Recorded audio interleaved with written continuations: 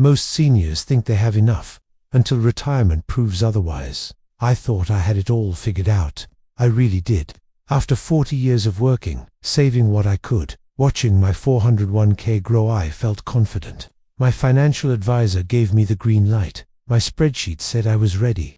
And when I finally handed in my retirement letter at 65, I remember thinking, I made it. But here's what nobody tells you about retirement. The number you think you need, and the number you actually need. They're not the same, and I'm not alone. Millions of seniors across America are discovering this harsh truth right now. They retired thinking they had enough. They checked all the boxes. They followed the rules. But something went wrong along the way. Today, I want to share the real numbers, the ones most financial experts don't show you until it's too late. I want to tell you my story, and more importantly, I want to help you avoid the mistake I made. Because if you're approaching retirement, or you're already in it, what I'm about to share could change everything. So let's start with the facts. How much does the average senior actually retire with?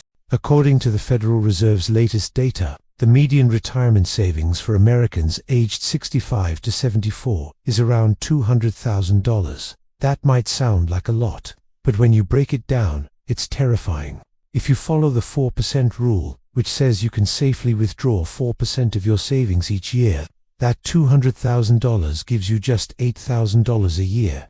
Add Social Security, which averages about $1,900 a month, or roughly $23,000 annually, and you're looking at a total income of around $31,000 per year. Can you live on $31,000 a year? Maybe, if you own your home outright, if you have no debt, if you never get sick, if your car never breaks down, if inflation stays low. But that's not reality.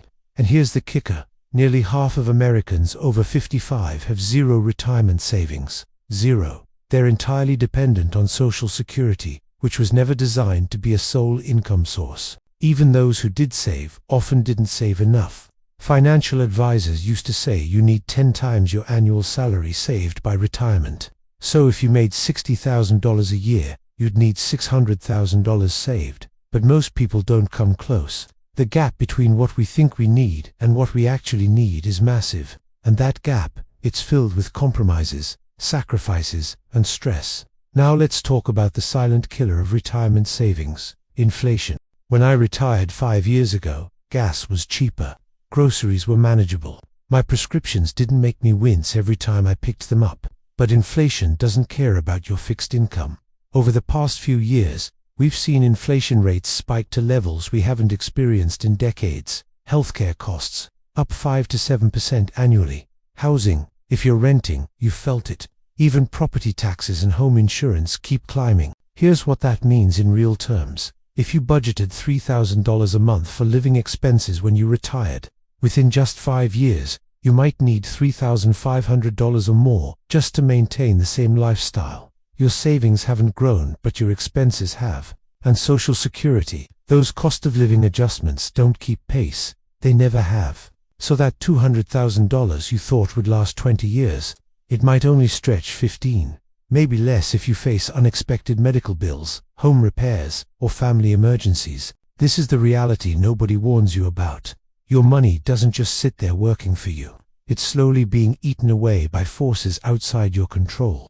Let me tell you about my wake-up call. I retired at 65, with about $280,000 saved above the national average. I felt good about it. My wife and I had plans: travel a little, spend time with grandkids, maybe pick up some hobbies we never had time for. The first year was amazing. We took a trip to Arizona. I finally built that workshop in the garage.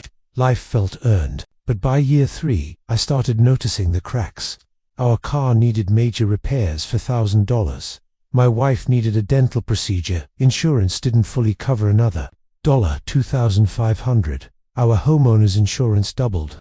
Then my prescription costs went up because my drug moved to a different tier. Suddenly, I wasn't withdrawing the planned $12,000 a year. I was pulling $18,000, sometimes $20,000. And every time I checked our account balance, that number got smaller, faster than I expected. I started losing sleep.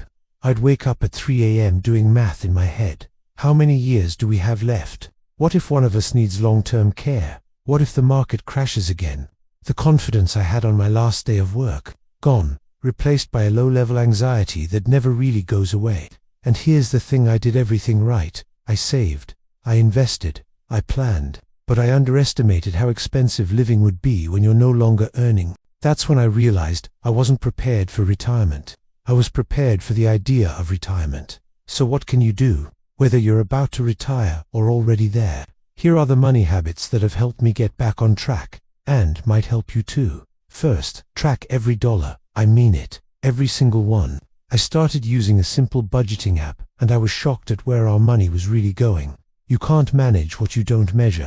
Second, cut the invisible expenses. Subscriptions you forgot about, services you don't use, that gym membership you haven't visited in 6 months. I found nearly $200 a month just by auditing our recurring charges. Third, delay Social Security if you can. Every year you wait past your full retirement age up to 70, your benefit increases by about 8%. If you can afford to wait, it's one of the best guaranteed returns you'll ever get. Fourth, consider part-time work. I know you just retired, but hear me out. Even 10 to 15 hours a week doing something you enjoy can add $500, $1,000 a month to your income. That's $12,000 a year that your savings doesn't have to provide. It extends your money significantly. Fifth, downsize strategically. We're considering selling our family home and moving somewhere smaller. Less maintenance, lower taxes, and we could bank the equity difference. It's emotional, but sometimes practical beats sentimental. Sixth, get serious about healthcare planning. Medicare doesn't cover everything. Look into supplemental plans. Understand your prescription coverage. Shop around. Healthcare will likely be your biggest expense in retirement. Plan for it. Seventh, create an emergency buffer. Keep 6 to 12 months of living expenses in cash. Separate from your retirement accounts. This prevents you from having to sell investments at a bad time when unexpected expenses hit. Finally, review and adjust yearly. Your retirement plan isn't set at 10. Forget it. Every year, sit down and honestly assess. Are we on track? Do we need to cut back? Can we afford that trip? These habits won't make you rich, but they'll help your money last longer and reduce that 3 a.m. anxiety. Here's what I want you to take away from this. If you haven't retired yet, check your number again. Not the number your financial advisor gave you 5 years ago. Not the number you hope will be enough. The real number, based on today's costs, today's inflation, today's reality.